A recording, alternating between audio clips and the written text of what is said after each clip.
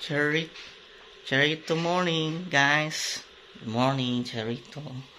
At nakapagligpit na nga sila. Ito ang aming first day. Good morning. Ay, good morning, Ate Kisid. Kakabangon niya lang. Ito pala yung kanilang kwarto. At ngayon, magliligpit siya. Hinintay na kami sa labas, sa sala. Ay, si Tob din, no? Good morning! Charito morning. Ito yung kwarto nila, oh. Kwarto ni Tita Lilia. Sofa bed. Ito yung CR nila. Ang ganda, guys.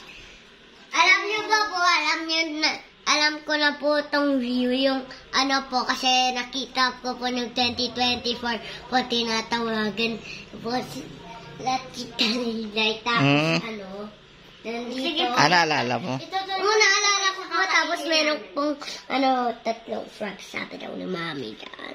So, itutur ka na po kayo sa kakainin.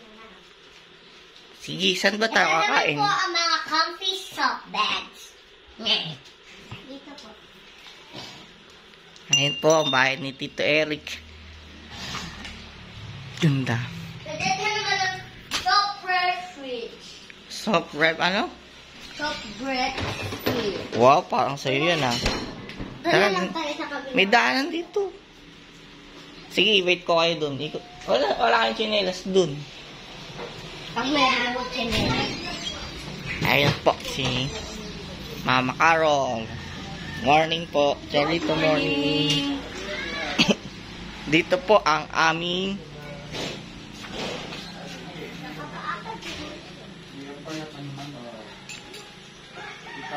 ayun na sila. Uy, chinelas ni Mami magamit mo. Wait, kukunin ko lang po chinelas mo. Sige. Iko lang. Super top din. Ito na po ang aming breakfast. Charito door. Mamaya upload na natin to. Wow, ang sarap ng aming breakfast, oh. Ay, si Mother. Nakarating din sa wakas. Ano pong masasabi nyo, Sister Lydia? Ang ganda rito. Para akong nagkaliraya. Mas maganda pa sa Kaliraya to. Walang ganito sa Kaliraya. Cactus. Ay, may poso. Super ego. Meron pa yan, laman ka? Oo, yan na ginagamit. Ito ang kanilang mini farm. Ayun tol, magganyan ka, live tayo. Live? Subuan ko si Kumakain. Tobin ng pagkain na saka ito. Akin na to. Subuan na kita to. Papa Jerry. Red rice lang yan. Same. Ay, ito masarap. Ay, te, nakita mo yung hotdog na 7-Eleven? Sayang yun. Si Tobin. Nasa karton. Si Tobin to. Hindi ka. Red rice. Sige guys, kakain muna kami guys.